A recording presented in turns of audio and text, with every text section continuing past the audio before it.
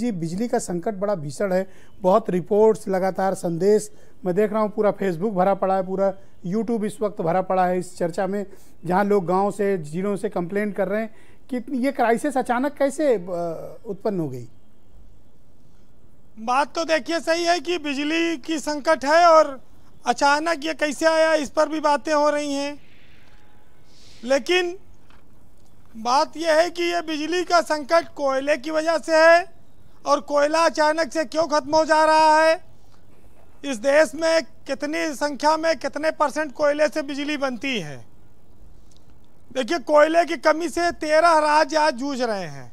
उसमें दिल्ली का तो कहना है, उनके बिजली मंत्री का, कि हमारे पास 1 दिन का कोयला बचा है और इसके बाद हम बिजली नहीं दे पाएंगे। मेट्रो ट्रेन, अस्पताल ये सब ठप हो जाएंगे। तो बात तो बहुत सही है कि बहुत संकट बड़ा आ गया है। सरकार कह रही है कुछ कोयला विदेश ही खरीद लो, कुछ थोड़ा महंगा है, उस पर भी लोगों ने विरोध किया है। अभी वर्मा जी बोल रहे थे। देखिए, सरकार जब बिजली के संकट आता है ब्रजेश जी, तो कुछ मौसम का पूर्वानुमान भी होता है। उत्तर प्रदेश के परिप्रेक्ष्य में अगर हम बात करें तो उत्तर प्रदेश में यूपीपीसीएल के जो चेयरमैन हैं एम देवराज, इनका ये बहुत बड़ा फेल्योर है। ये पिछले 2 साल से यूपीपीसीएल के चेयरमैन है, बिजली विभाग के मालिक बने हैं। कोरोना था, लोग घरों में थे, गर्मियों में इतनी डिमांड नहीं थी, वो अपनी पीठ थपथपा रहे थे कि बहुत सफल चेयरमैन वो बन गए। पहली बार अब कोरोना नहीं है, पूरा गर्मी भयंकर पड़ रही है और बिजली की डिमांड बढ़ी है। ये जो अधिकारियों की सनक है, इसका खामियाजा उत्तर प्रदेश की जनता भोग रही है। आईएएस अफसरों ने बिजली विभाग को लूट कर कंगाल कर दिया, बर्बाद कर दिया। आईएएस अफसर और इंजीनियर करोड़पति अरबपति हैं। शैलेंद्र दुबे जी बोले ये एक बिंदु छूट गया था कि ये जो बिजली विभाग पे कर्जा चढ़ा और बिजली विभाग डूबता जा रहा है, बिजली नहीं आ रही है, उसके पीछे अफसरों की लूट, नादानी, भ्रष्टाचार और इंजीनियरों के साथ साठगांठ मिली भगत है, जो कई 100 करोड़ रुपया कमाकर बैठे हैं उत्तर प्रदेश में। आज सरकार मौसम के भरोसे बैठी है। अगर पानी बरस जाए तो इज्जत बच जाए, क्योंकि ये आईएएस अधिकारी और इंजीनियर अब इज्जत बचाने की स्थिति में नहीं है। गांव में 8-8, 10-10 घंटा बिजली कटौती हो रही है। इतना बिजली भी नहीं आ रही है कि इन्वर्टर चार्ज कर लें, कुछ ज़रूरी काम कर लें, मोबाइल चार्ज नहीं हो पा रहा है। शहर को 20-20 घंटे बिजली देने की बात है। शहर को ये बिजली जानते हैं क्यों ज़्यादा देते हैं कि शहर से इनको बिजली बिल मिलता है। गांव बिजली कटौती यही लिए ज़्यादा करते हैं कि बिजली बिल कम वहाँ से आता है, पैसा कम मिलता है, इसलिए गांव वालों को गर्मी में तड़पाओ। तो ये अगर चाहें तो शहर में 1-8 घंटा कटौती करके देहात में 1-8 घंटा बढ़ा सकते हैं सप्लाई। लेकिन ये अफसर जो बैठे हैं लखनऊ में, ये सब पैसे के आंकड़ेबाजी में उलझे हैं और सरकार को गुमराह करते हैं।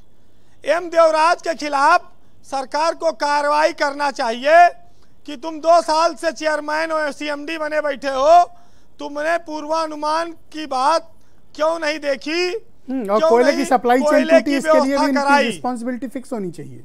हाँ, तो ये बातें सब दिखाती हैं कि जो जिम्मेदार लोग हैं वो मंत्रियों को आगे करके, सरकारों को आगे करके बदनाम करने के लिए छोड़ देते हैं। आज अरविंद कुमार शर्मा को बिजली विभाग का मंत्री बने कुल 25 दिन हुआ है। 25 दिन में इतने सवाल की बौछार हो रही उन पर कि जो आदमी कभी राजनेता नहीं रहा, मंत्री नहीं रहे, वो बिजली संकट पे अचानक जैसे शपथ लिए तैसे संकट आ गया, हाहाकार मच गया। वो क्या करें कि 4 दिन में कौन सा चमत्कार कर दें कि उत्तर प्रदेश में जगमगाने लगे।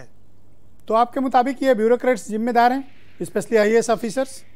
देखिए, ब्यूरोक्रेसी ने जो 3-3 साल से तैनात हैं आईएएस और इंजीनियर, इनको देखना चाहिए, सरकार को सचेत करना चाहिए, केंद्र से अनुरोध करना चाहिए और गांव की कटौती ये मुख्यमंत्री और सरकार को क्यों नहीं बताते कि गांव में कटौती ज़्यादा क्यों कर रहे हैं?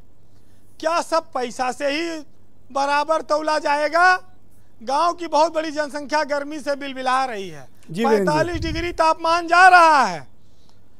ब्रजेश जी, जितने विकसित देश हैं, अमेरिका जैसे देश में भी 40% बिजली का उत्पादन कोयले पर निर्भर है। भारत भी कोयले पर निर्भर है बहुत ज़्यादा बिजली उत्पादन में। तो हम आप पूरी दुनिया कोयले पर बहुत ज़्यादा निर्भर है। एक बहुत बड़ी मात्रा में बिजली उत्पादन होता है। कोयला विदेशी खरीदा जाए इसलिए संकट आया है, या कोयले की रैक नहीं पहुंच पा रहे इसलिए यह संकट है? ये संकट बनावटी और दिखावटी है, कृत्रिम है या प्राकृतिक है? ये हमारे साथी लोग जो बैठे हैं ये ज़्यादा बेहतर जानते होंगे, और ख़ास तौर से सत्ता पक्ष के जो हमारे साथी बैठे हैं इनको पता होगा। लेकिन अभी आप पूछेंगे पांडे जी से, कहेंगे भाई अच्छे दिन का वादा हुआ था, अच्छी रातों का थोड़ी वादा हुआ था। अब रात में बिजली कट जा रही तो हम क्या करें? भाई समस्या इस बात की है कि हम उस देश में रहते हैं जहां पर अगर बिजली कट जाए तो हम अपना फ्यूज नहीं चेक करेंगे, ना बिजली स्टेशन को फ़ोन लगाएंगे। पहले घर के बाहर निकल कर देखेंगे कि अड़ोस पड़ोस की बिजली गई है कि नहीं गई है। अगर चली गई तो राहत की सांस लेंगे, बैठेंगे घर में चुपचाप तसल्ली से कि आएगी तो सबकी आएगी जी। तो ये व्यवस्था चल रही है। बिजली का बिल बढ़ रहा है, लोगों को महंगी बिजली खरीदनी पड़ रही है उत्तर प्रदेश में। इन सब की बजाय वसूली पर सरकार के अफसरों की सख्ती है। क्यों है?